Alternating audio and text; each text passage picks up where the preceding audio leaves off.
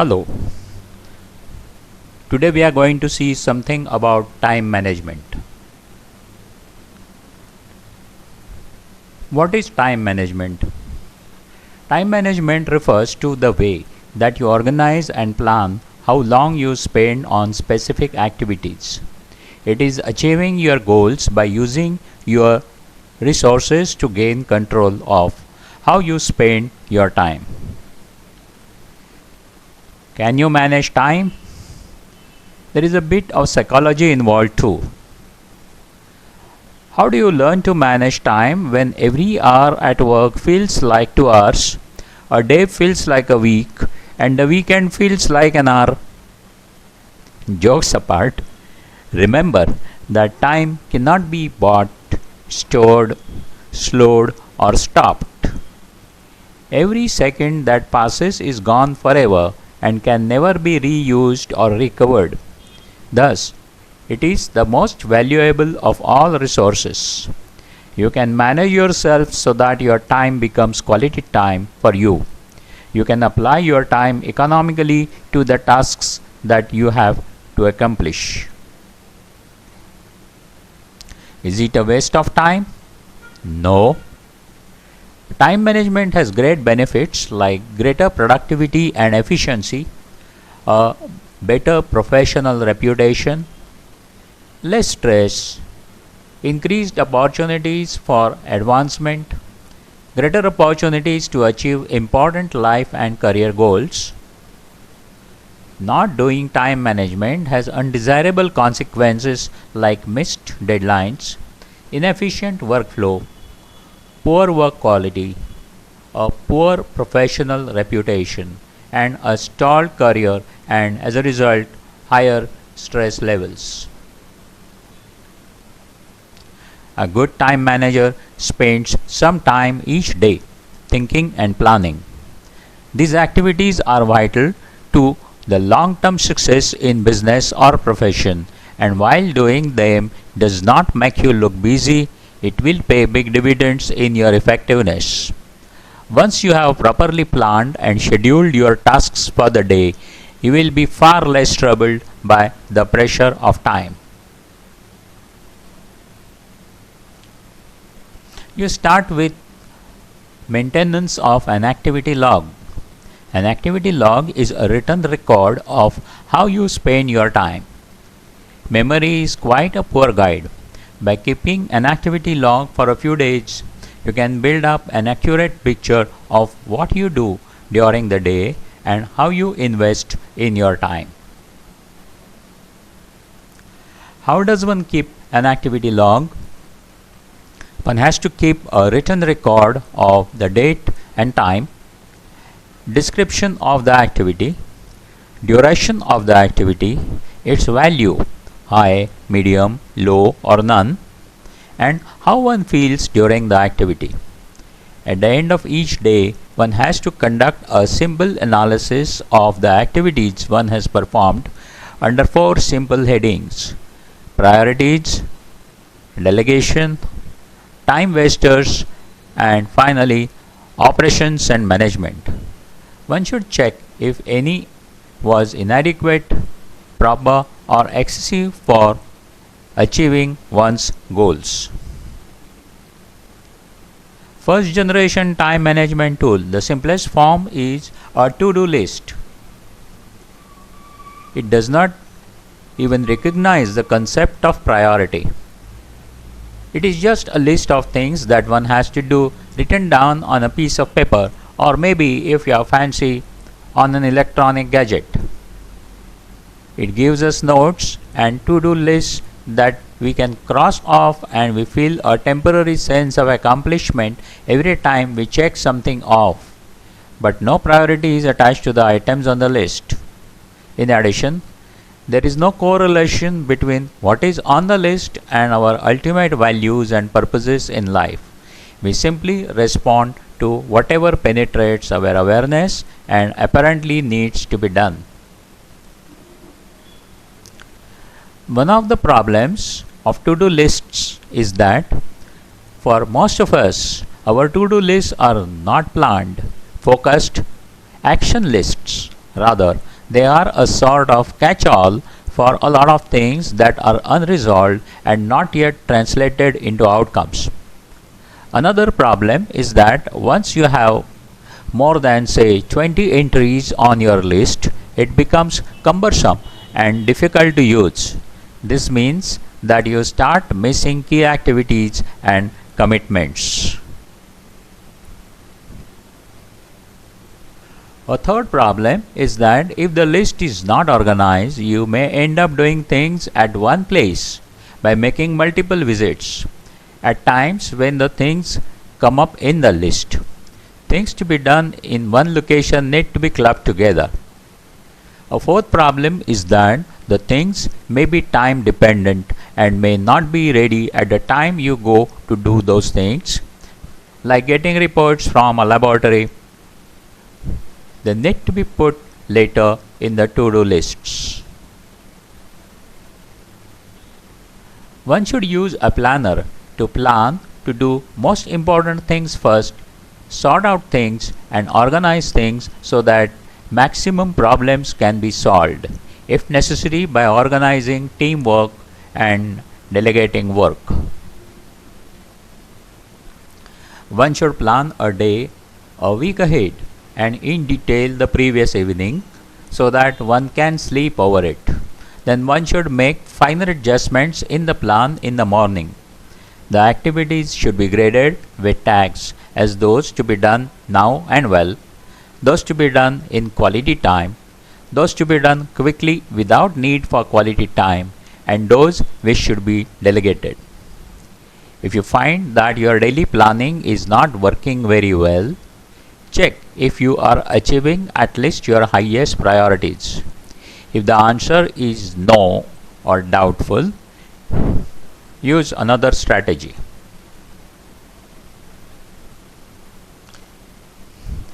Check if you are trying to accomplish too much. Do some of the tasks do not get done because you are not prepared for them? Was the task clearly formulated?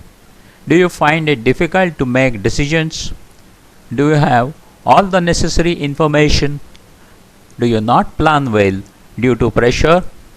Do you abandon a task because it is too difficult or too boring? Your actions should depend on the answers to these questions. Second generation time management is to use to-do lists with prioritization. These are marginally better than simple to-do lists. Externally imposed disciplines and schedules give people the feeling that they aren't responsible for results. Such persons produce very little and their lifestyle does nothing to build their production capability. Buffeted by outside forces, they are often seen as undependable and irresponsible, and they have very little sense of control and self-esteem. Priorities are those activities that represent genuine priorities for that working period. They should include only those activities that make a significant contribution to what you are trying to achieve. Be disciplined in only identifying real priorities. They are by definition the few rather than the many tasks. Just because you can do something easily doesn't mean you should do that first. Give priority to the task that is most urgent. Prepare a priority list on daily or weekly basis and update it regularly.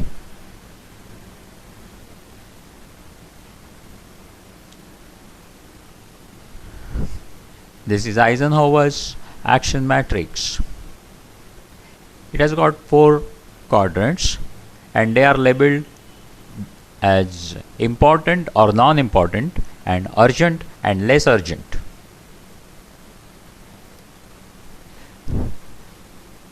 Quick wins, major projects, fill-ins and thankless tasks. You should use the following steps. Step 1. Identify available time. Step 2. Schedule essential actions. Step 3. Schedule high priority activities. Step 4. Schedule contingency time. Step 5. Schedule discretionary time. And step 6, analyze your activities. Urgent and important work, the red quadrant here, should be done first. Important but less urgent work should be done next, the sky blue quadrant. Unimportant but urgent work should be delegated, the light green quadrant. And things you do not do, the pinkish quadrant.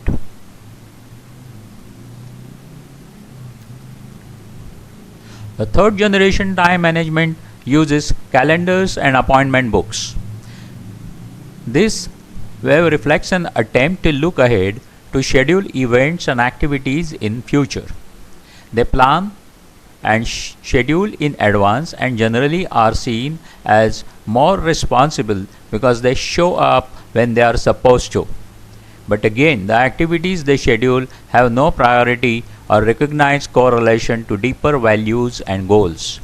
They have few significant achievements and tend to be schedule oriented.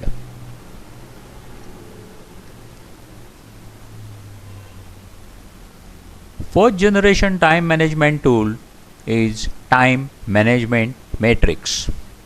Good time management requires an important shift in focus from activities to results. Being busy is not the same as being effective. It is not enough to be busy. The question is, what are you busy about? In this matrix, we have urgent and non-urgent activities, important and non-important activities, and the quadrants are numbered as 1, the red one, 2, the sky blue one, 3, the light green one, and 4, the pink one. 1 includes crisis, pressing issues and deadlines. 2 includes capacity building, preparation, and value development. 3 includes phone calls, emails, interruptions, and 4 includes junk mail, trivia, and escape activity. Urgent matters are usually visible. They press on us, they insist on action. They are often popular with others. They are usually right in front of us, and often they are pleasant, easy, and fun to do. But so often they are unimportant. Importance, on the other hand, has to do with results. If something is important, it contributes to your mission, your values, your high priority goals. We react to urgent matters. Important matters that are not urgent require more initiative, more proactivity. We must act to seize opportunity to make things happen. Quadrant 1 is both urgent and important. Quadrant 2 is not urgent but important. Quadrant 3 is urgent but not important. And quadrant 4 is not urgent and not important. A huge problem comes and knocks you down and you are wiped out in quadrant 1. You struggle back up only to face another one that knocks you down and slams you to the ground again. Some people are literally beaten up by problems all day, every day. The only relief they have is in escaping to the not important, not urgent activities of quadrant 4. So when you look at their matrix, 90% of their time is in quadrant 1 and most of the remaining 10% is in quadrant 4, with only negligible attention paid to quadrants 2 and 3. That is how people who manage their lives by crisis live. If you are always putting out fires, something has already burned. That is quadrant 1. Of course, there are genuine quadrant 1 crises and emergencies that required immediate attention, but the number should be comparatively small. That can be done by preventive actions. Keep production and production capacity in balance by focusing on the important but not urgent, high leverage capacity building activities of quadrant 2.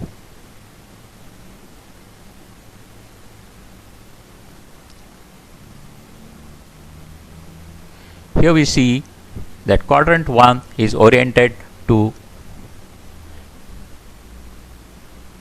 development of stress, burnout, crisis management, and always putting out fires. There are other people who spend a great deal of time in urgent but not important quadrant 3, thinking they are in quadrant 1. They spend most of their time reacting to things that are urgent, assuming they are also important because they are urgent. But the reality is that the urgency of these matters is often based on the priorities and expectations of others. People who spend time almost exclusively in quadrants 3 and 4 basically lead irresponsible lives. Effective people stay out of quadrant 3 and 4 because, urgent or not, they are not important. They also shrink quadrant 1 down by spending more time in quadrant 2. Quadrant 2 is the heart of effective personal management. It deals with things that are not urgent but are important. It deals with things like building relationships, writing a personal mission statement, long range planning, exercising, preventive maintenance, and preparation.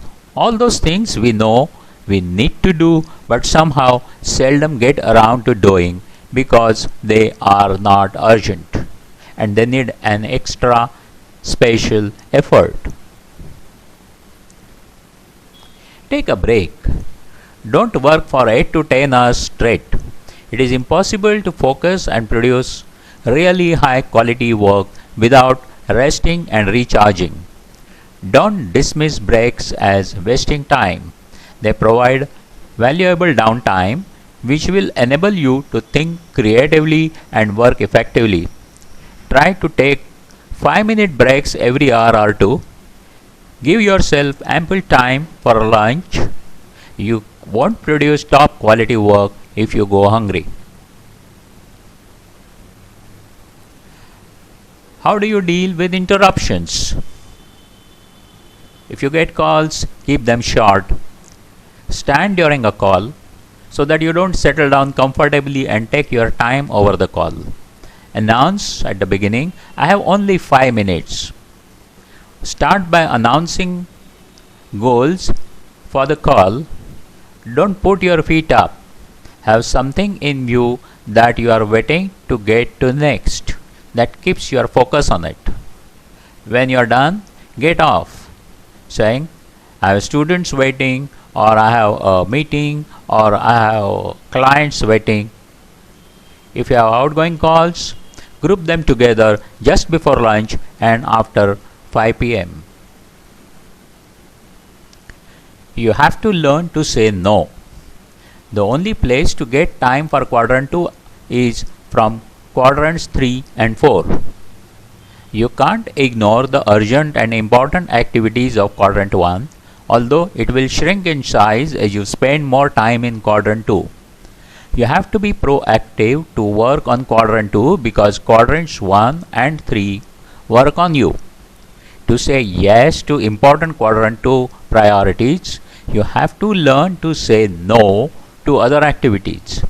Sometimes apparently urgent things one can say, that sounds like a wonderful project. I appreciate so much you inviting me to be a part of it. Unfortunately, I won't be able to participate, but I want you to know how much I appreciate your invitation. A bit lengthy but effective method. Taking on too much work is a poor use of your time and it can get your reputation for producing rushed, sloppy work. To stop this, learn the subtle art of saying yes to the person but no to the task. This skill helps you assert yourself while still maintaining good feelings within the group.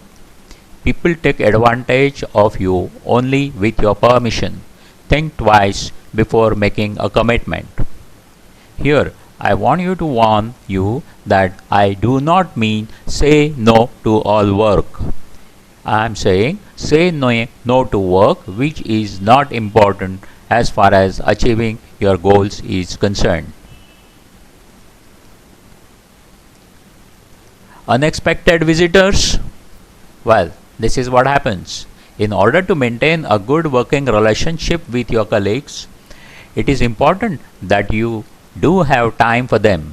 However, having time doesn't necessarily mean at the moment they walk into your workspace. Avoid asking unexpected visitors to sit down. Get to your feet yourself and remain standing until they have gone. If you are interrupted at your workspace, then using body language can make it clear that you expect the interruption to be as brief as possible. This is another useful time management technique. If you continue to hold your pen and occasionally glance at your watch, then this will have the same effect. Stand up, stroll to the door, compliment, thank, shake hands, keep the door held open, and glance at your wristwatch or the wall clock. All that will help make the visitor go away. Now,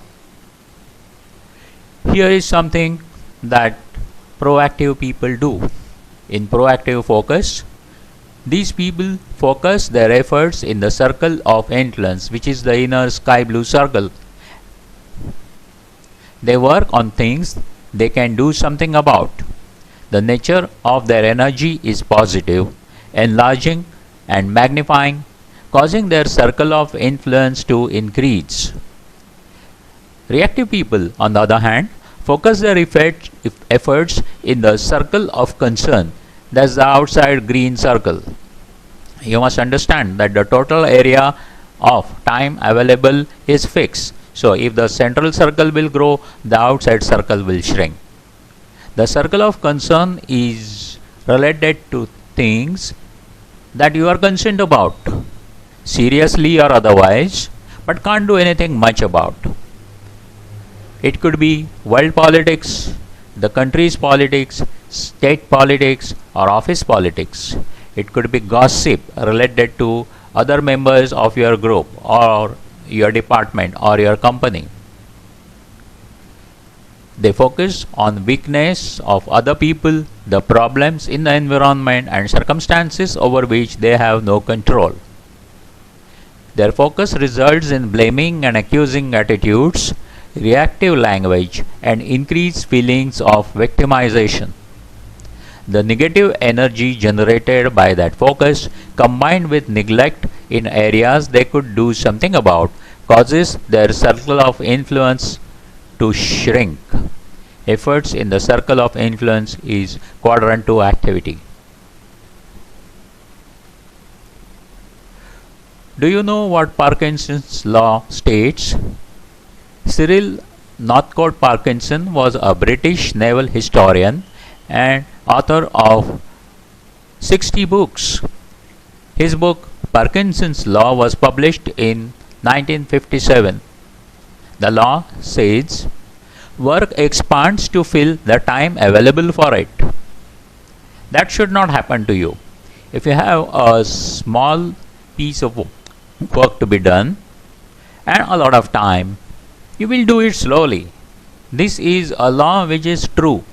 You should check how much time is really required for routine activities so that unnecessary time spent there can be saved and made available for quadrant 2 activities. Committed time is reserved time. It is booked for one reason or another. Daily routines are committed time. If one is alert, one can find portions of it which are actually free time. For example, waiting for the pause or waiting for a word round. Such free time can be used effectively with little imagination. Discretionary time is time at work that one can spend as one wills, that can be used effectively as one wills too. How to use your best time based 20% of one's time produces 80% of one's high quality work. This is known as the 80-20 rule. One's attention or concentration varies at different times of the day. One tends to be more alert and more creative at certain times of the day. One has to identify that time and use it most effectively. Some people are morning people while others are night people. They perform their best at those times. There are times when you have to wait for something to happen. You should put your waiting time to best use. It could be while waiting for your flight or train, or waiting for the boss to arrive for a meeting. You must have some things that you can do, like open up your laptop or phone and do some correspondence work, or prepare some graphs, etc. Multitasking is an interesting topic. People think that if they do too many things at a time, known as multitasking, it will save time. Well, no. Multitasking does not work where it matters. It can take 20 to 40% more time actually to finish a list of jobs when you multitask compared with completing the same list of tasks in sequence. When we switch tasks, our minds must reorient to cope with the new information. If we do this rapidly, like when we are multitasking, we simply can't devote our full concentration and focus to every switch. So the quality of our work suffers. Dealing with multiple things at once makes us feel overwhelmed, drained, and frazzled. Multitasking works in quadrant 4, like eating and watching TV or a movie at the same time. But then, activity in this quadrant is unimportant anyway. Time management should be fun. Keep it as simple as possible rather than making it a complicated daily chore. Start today. Remember that there is no perfect time manager. Review yourself after 3 months. Identify where you feel short. You probably will never be perfect, which means you can always keep improving. Let us find time to manage our time well.